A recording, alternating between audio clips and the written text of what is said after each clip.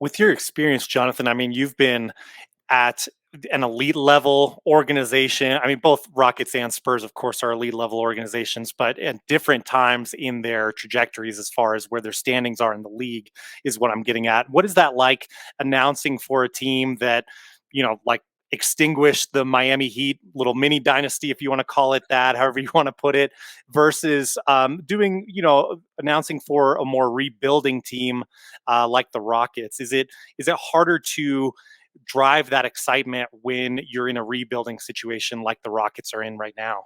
All right, I want to tackle the last part of your question Sure. at the end of this, but let me start off by saying, being the announcer of the San Antonio Spurs, I was coming into an organization that already had a great core, Manu, Tony, Tim, a legacy of Yeah. success for many years before I ever arrived on the scene. So, really, my first year was just kind of coming in and trying to not make too much of a stamp on the product and call too much attention to myself too early, but kind of come in and get my feet under me, get those sea legs working so that by the end of that first season, people would start to recognize me and start to hear those calls that would then become, very synonymous with the Spurs games in San Antonio. Um, Coming into that situation, knowing the level of success, it was just what can I do, not to get in the way of that success, but also at the same time find a way to accentuate the success that they had. And then coming into Houston last year, my first season, knowing the youth of the organization from top to bottom, the players, a lot of the coaches, the staff, people I worked with behind the scenes, knowing the youth in terms of people maybe not new to the game, but new to the Rockets organization and everybody building that product together. It was a really refreshing feeling for me to work with those kind of people and try to find those little ways that we could improve the product from a public address standpoint, from a game presentation standpoint. That was really cool for me. So both are opposite ends of the spectrum.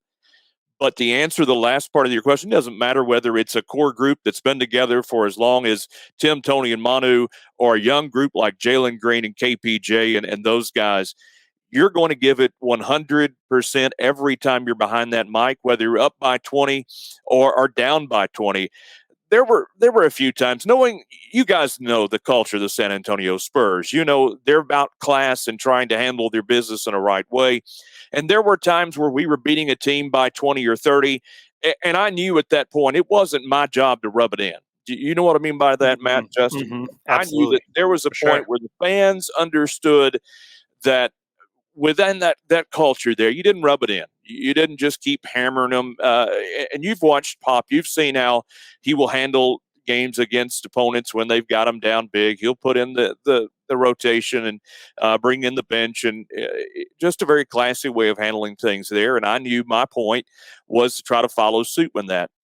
But in Houston, man, last year it was 100% from start to finish, no matter how down we may have been in the game or how up we were in the game, because you never knew last year how many of those up moments you were going to have. So you had to take advantage of them, give the crowd everything that you had behind that microphone when you had those successful moments. And then I love the challenge of being down. I'm one of those guys. I love the underdog.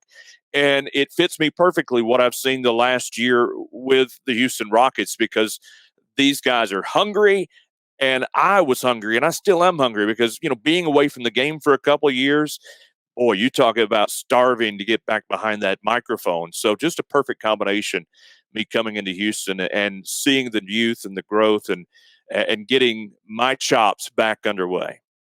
It dawns on me. I mean, it's kind of an interesting like opportunity or challenge for you as the PA announcer if you guys are down 10, let's say, to ignite the fans to just swing that momentum. It really is. I go back to the 2016 season for the San Antonio Spurs. 2015, 2016, we were 40-1 at home. We tied the Wow. Chicago Bulls record for home wins in a season at 40-1. And there were moments during that season where the Spurs would start off slow. The crowd would be kind of not into it right at the beginning of the game. And then it would be on our shoulders from a game presentation standpoint to try to get that crowd back into the game and get that team reignited and back in the right direction. And to feel that sense of responsibility there in that situation, at the end of the night to look up and see the winning score was a very rewarding thing. But even more so in Houston with what we did last year, to see those. I believe it was 5 home wins in a row that we had at one point. 10, I believe. I can't remember. It's all running together, but. Mm-hmm. There were times at the end of the night when you look up and you see that W for the Rockets last year, and you knew that it was a team effort. Everybody, crowd, players, coaches, staff, everybody just giving it everything during that night so that you could get one of those wins that weren't going to be quite as easy to come by as maybe what I experienced in San Antonio back in, say, 2015, 2016.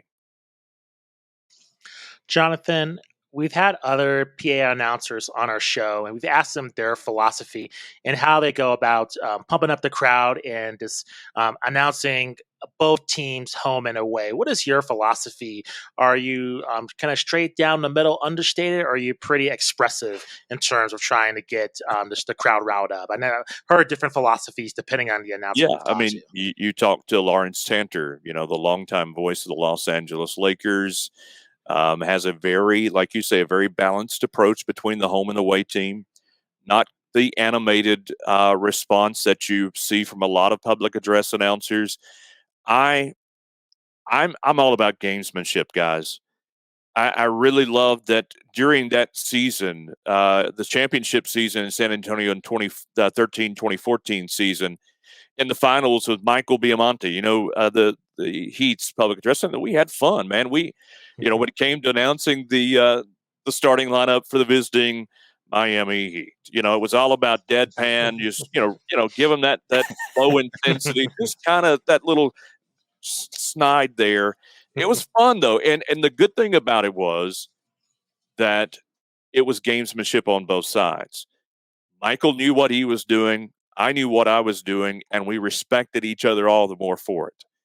And, after what had happened between those two teams in the previous finals, there was a lot of intensity, a lot of intensity. But the fact was that we could still get in there and have some fun and talk to each other after the game and go, hey, nothing personal, right? Um, Most people within this league understand that gamesmanship of giving your home team the emphasis and getting your crowd. That's your responsibility. It's not your responsibility, by the way, to get the away team into the basketball game. So you also have to keep that in mind sometimes in what you do. You don't want to give them a reason to be angry, if you know what I mean, guys. So you also have to think about that. So there's a balance, but there's also some real good gamesmanship that you enjoy philosophy wise to get your crowd into the game and maybe make the moment seem a little less fun for the away team. Jonathan, you are one of the few individuals who has seen behind the curtain for 2 different NBA franchises in the state of Texas. I wanted to get your thoughts on just the Texas basketball rivalry. Is there a strong rivalry between those 3 franchises? Of course, the Mavericks, Spurs, and Rockets. What is that dynamic like? I mean, is it, approaching like Nets Knicks of recent time? Where is it on the scale of rivalries, as an interstate rivalry?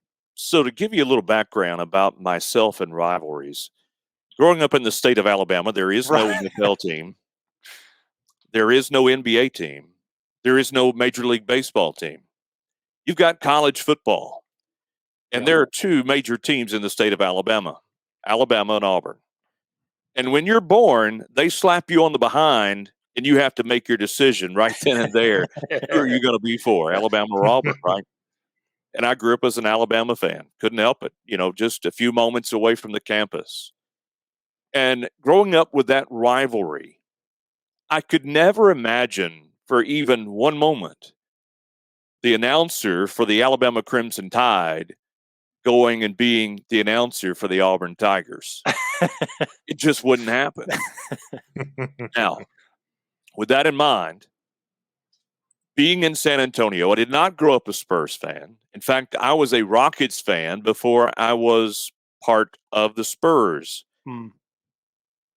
Being a part of the San Antonio Spurs organization, seeing how they treated the Texas Showdown. That's what whenever the Mavericks and the Spurs, or the Spurs and the Rockets, or the Rockets and the Mavericks. You get it. Whenever they play, it's a Texas showdown. And seeing the rivalry between those teams, specifically between the Spurs and the Rockets, I really didn't know last year. Coming into this deal, but people go, wait a second, that's the Spurs announcer. We hate him. But what I found out, thankfully so, is there is a mutual respect between the Spurs and the Rockets. Do they love to beat one another? You better believe it. But there's a mutual respect between those two teams. It's interesting that when I see that respect, and now I'm going to speak for a moment from the fan perspective. It's interesting that Spurs fans and Rockets fans both unite for one reason, and that is neither one of them like the Dallas Mavericks. That's what I was going to guess. I don't know why specifically that is, and I'm just speaking from a fan perspective and the Sure. feedback I've received from the fans. People said, well, if you had been the announcer for the Dallas Mavericks, we would have never been able to accept you in Houston. But the fact that you were the Spurs announcer, we respected that. And so that was interesting for me, because that would never happen back in my home state of Alabama. If you were the announcer for the Alabama Crimson Tide and you went to announce for the Auburn Tigers. So I think there's a deep respect between the Spurs and the Rockets. Again, they would love to just trounce one another on the basketball court.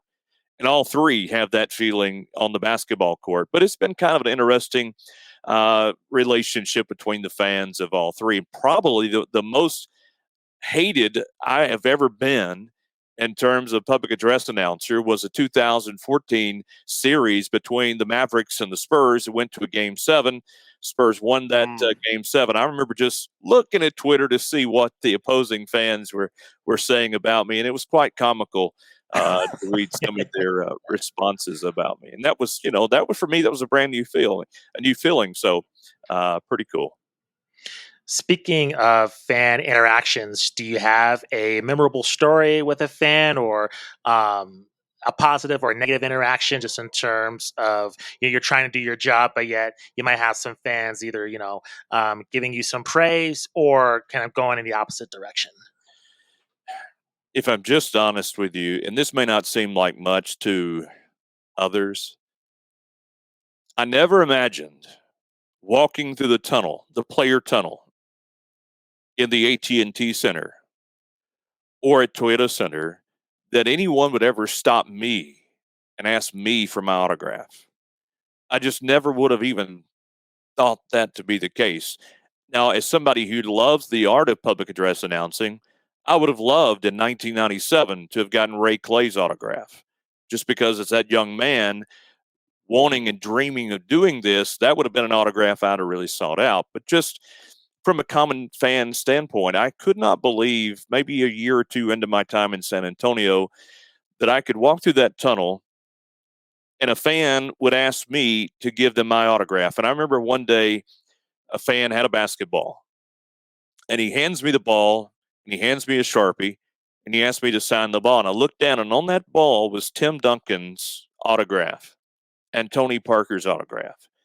And that song, Awesome. One of These Things Is Not Like the Other?